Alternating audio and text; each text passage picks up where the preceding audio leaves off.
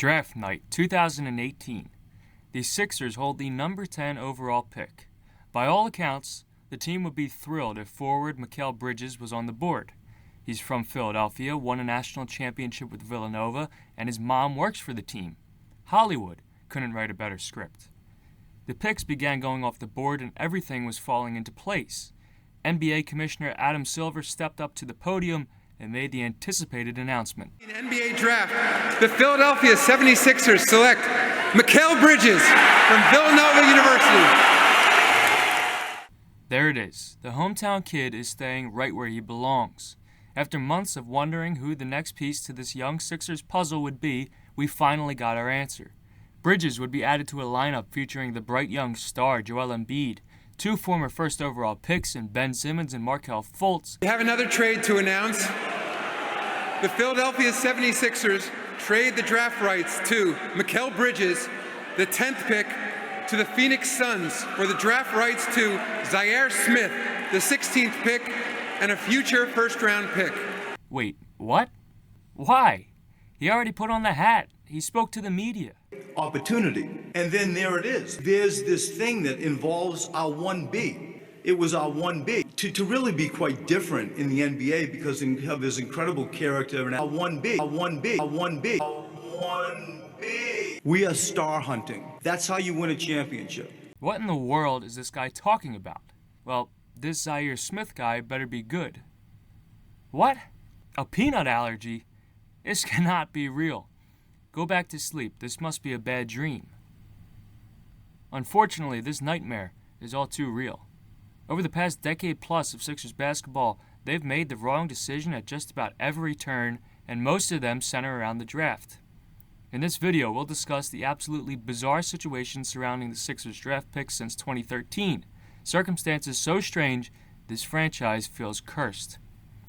With the 2025 NBA draft nearing and recent news of Ace Bailey backing out of a meeting with the Sixers, who hold the 3rd overall pick, this video feels more relevant than ever. That 2018 draft was just the cherry on top of what had been a disaster class in drafting for the Sixers. In fact, if the Sixers drafting mishap was an ice cream sundae, you'd have a million cherries on top by now. The decision to trade away Mikal Bridges on draft night in exchange for Zhaire Smith was a total blunder, and a blunder only made possible by poor leadership. We are star hunting. Here's where things get fun. Brett Brown, the Sixers head coach, was the guy in charge of the 2018 draft. Why, you ask? Is it like a Greg Popovich or Bill Belichick situation? No. Brett Brown essentially got the general manager job, temporarily albeit, because he was the only guy left in the room. Their actual executive, Bryan Colangelo, had recently stepped down because he was spending too much time revealing secrets about the team and complaining about his players on various Twitter accounts, his excessive use of burner accounts to the team's detriment. We never got a straight answer on who was actually operating these burners. The stories seemed to be that we were supposed to be blaming his wife, but the accounts revealed sensitive info that only Colangelo knew, and they were linked to him in some way. I told you things were going to get bizarre, and this is just the tip of the iceberg. Thrown into a panic as they lost their team president less than 2 weeks before the draft, the Sixers decided to promote Brett Brown to the GM spot. He'd been with the organization since the 2013 season and knew his way around, so hey, what's the worst that could happen?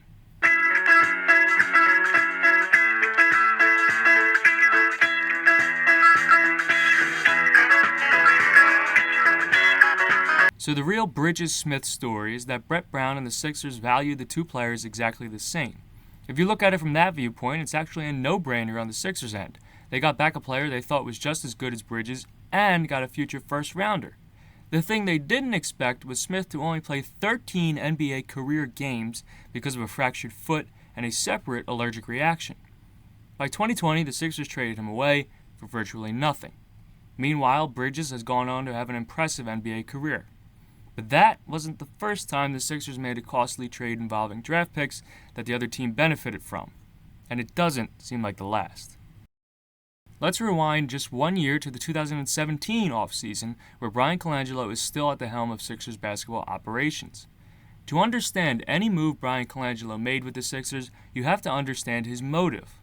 Based on the activity of his burner accounts, we can conclude 3 things. He felt as though he didn't get enough respect. He wore totally normal collars, and he felt as though it was his mission to undo everything Sam Hinkie did. A year ago, I made an entire video on Hinkie, so check that out for more info. It's one of my favorite videos I've ever made.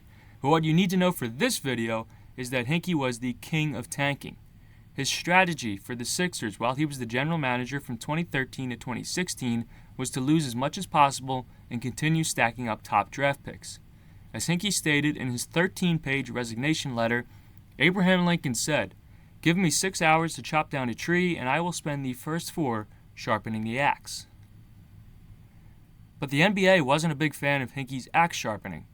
During the 2015-16 season, a season in which the Sixers won just 10 games, the Sixers hired longtime basketball executive and friend of Adam Silver, Bryan Colangelo, to guide the team in the right direction. Hinkie saw the writing on the wall and stepped down, which gave way to Bryan Colangelo's hiring. But Hinkie left his mark. He was a martyr in Philadelphia, taken out before he could see his vision come true. And Colangelo hated that. So what did he do? Well, Hinkie draftees Joel Embiid, Nerlens Noel, and Jahlil Okafor were still in the team when Colangelo took over. And they had their strange pasts themselves. Noel missed the first season of his career due to injury, and Embiid missed his first 2 seasons due to injury, and while Okafor played his rookie year, he got into multiple scuffles off the court, got caught driving 108 miles per hour on the Ben Franklin Bridge, and reportedly got busted for a fake ID more than once.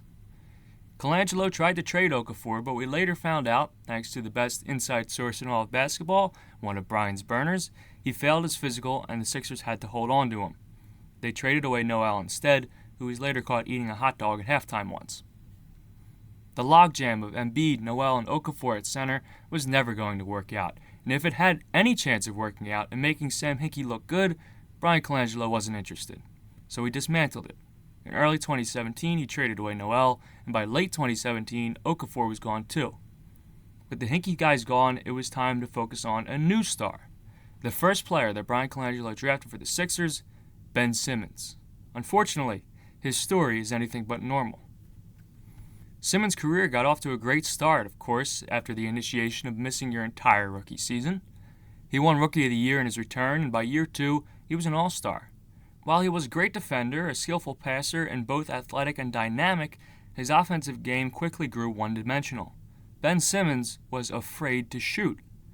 Teams would intentionally sag all the way off him when he had the ball behind the three-point arc, daring him to put up a shot, but he never would. It's amazing how his head coach, Brett Brown, was his biggest supporter and would publicly encourage him to shoot threes. He'd tell the media how much he loved him and that he had his blessing to take as many three-pointers as he wanted. This revealed the issue Ben Simmons had was in his mind.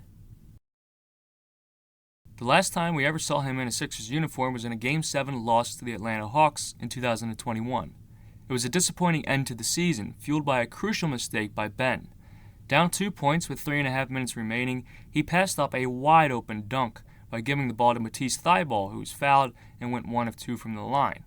The Hawks ran away with it from there, and it certainly wasn't entirely Ben's fault, but Sixers fans couldn't get that image out of their heads. All offseason long, Simmons had that to sit with and think about, and when 2021 training camp came around, he had his mind made up. He would never play for the Sixers again. Despite a max contract, Simmons sat out the entire 2021-22 season. Eventually, he was traded to Brooklyn in a deal that got the Sixers James Harden, which turned out to be a disaster in its own right and lost the Sixers their 2022 first-rounder. But the crazy thing is, out of all these stories, I don't think any of them hold the crown as the strangest one. I believe that belongs to Markelle Fultz. But let's recap so far. One could say Nerlens Noel and Jahlil Okafor were traded and mistreated due to an executive's jealousy. I'm not exactly saying that, but in theory one could. We haven't even discussed Joel Embiid, but I think a lot of people are well aware of his mishaps. I'll make a whole video on him if people are interested. Ben Simmons, after years of refusing to shoot the basketball and taking flack from Sixers fans for it, decided he had enough. Zhaire Smith played 13 NBA games. Now, let's get to Markelle Fultz.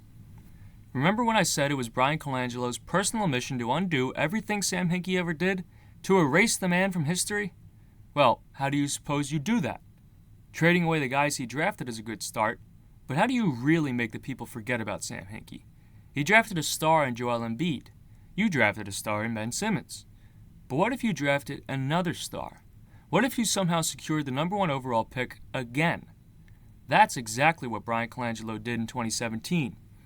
Utilizing a pick the Sixers had thanks to a genius move by Sam Hinkie that gave them the right to swap picks with the Sacramento Kings, Colangelo traded the 3rd overall pick and a future first to the Boston Celtics for number 1. With their new number 1 overall pick, the Sixers drafted Markelle Fultz. With their new number 3 overall pick, the Celtics drafted Jason Tatum. Spoiler, for those keeping score at home, Jason Tatum has more career points just in the playoffs than Markelle Fultz does in his entire career. I mean, when we are talking bizarre draft picks, nobody out-bizarres Markelle Fultz. Fultz was incredible in college. Trust me, when it's necessary to take shots at Bryan Colangelo and the Sixers in general, I do it. But I can't even blame them for drafting Fultz. He was the consensus number 1 overall pick. He was a terrific scorer, a great playmaker, and a total athlete. But as soon as the Sixers drafted him, the issues began. He had a terrific summer league and things looked very bright for the 19-year-old Fultz.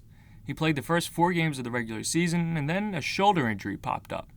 He attempted 0 3-pointers in his next 4 games, and in practice, his form was disjointed. There was one occasion where he shot dozens of jumpers and only a few went in. The team announced he would be out indefinitely, and during his absence, Bryan Colangelo suggested they may sit him out for the entirety of the season. He missed the next 68 games due to the shoulder problem, coming back for the end of the season. Then he played round 1 of the playoffs and missed all of round 2. At the time, I think Fultz got lost in the shuffle a bit because the Sixers were having an awesome season. It was the first time in years that they were truly competitive. Embiid had come to his own, Simmons was impressing, and they finally made the playoffs.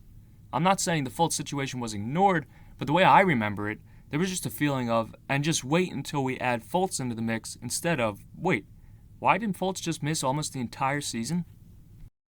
That offseason, NBA trainer Drew Hanlon worked with Fultz and said he wasn't injured, he just had the yips and now he was good to go.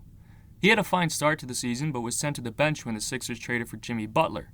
He played just 4 games after his bench demotion, and that was the last time we ever saw Markelle Fultz in a Sixers jersey. His agent said he wouldn't play or practice again until his shoulder was reevaluated. Now the whole Fultz situation deserves a deep dive, its own separate video. I'm coming away with a lot of video ideas from this one, as you can see. But here's the meat and potatoes of the Fultz conundrum. Many believed the entire injury was in Fultz's head. The support for that belief is that he played really well in the summer league. He actually ended up injuring his ankle, holding him out for the remainder of the summer, but that had nothing to do with his shoulder. On top of that, there were rumors that Fultz had no interest in playing in a big city and was upset when he heard the Sixers were going to draft him. He felt a lot of pressure playing in Philadelphia, and it took a toll on him. He also only wanted to leave the Sixers after he faced some adversity, being sent to the bench. Additionally, he saw several, and I mean several doctors, before he finally got diagnosed with thoracic outlet syndrome. People in this camp believed that he was almost going to as many doctors as possible until one of them came up with a good reason for him. Also, Drew Hanlon said he didn't have an injury. And here's the final point for me why it could have all been in his head. Maybe this sounds silly. Maybe I'm stupid for thinking this, but here's the thing. Fultz would say this injury, this condition, TOC, felt like every time he tried putting his arms up, it felt like someone was pushing them down. I can see how that could be challenging, but what I never understood was, how was he dunking? Like, I get that it could be hard to shoot a 3-pointer with this condition, but wouldn't dunking also be painful? I never got that part. I'm not even a staunch believer that it was all in his head, I'm just providing the support for it, but I never understood the dunking thing. And maybe I'm off, and it could have been a real injury. Thoracic outlet syndrome is certainly a real thing, and Fultz has always maintained that he was injured. It can also go away or heal, so sure, it's entirely possible that he just had a bad bout with it, and it was unfortunate timing. Now, there's also a rumor that he was involved in a motorcycle accident at some point between the 2017 draft and the beginning of the season, and the Sixers covered it up, but I don't have any proof of that and can't confirm it. But there is a camp out there that believes that's what did him in. Things did start to get normal after 2018 with the Zhaire Smith mishap. In 2019, the Sixers traded for Matisse Thybulle at the draft, who they later traded away. In 2020, they finally made a good move, selecting Tyrese Maxey. In 21, they drafted Jaden Springer, who they eventually traded to the Celtics for some reason. They didn't have a pick in 22 thanks to the Harden trade, traded away the 23 pick, and drafted Jared McCain in 24, who seems to have some potential, but, of course, in true Sixers fashion, got injured this year. I just breezed through 2019 through 2024 because, like I said, those are some fairly normal things, extremely normal compared to 2013 to 2018. Now, with the 2025 draft just days away, things seem much more reminiscent of those drafts of old than they do the more recent ones.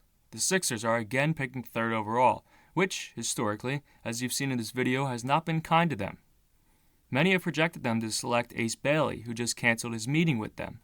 If I'm the Sixers, I wouldn't draft a guy who doesn't want to play for me. In fact, as we saw in this video, a lot of times, guys just end up not wanting to play for them anyway. But unfortunately, the Sixers never asked me for advice.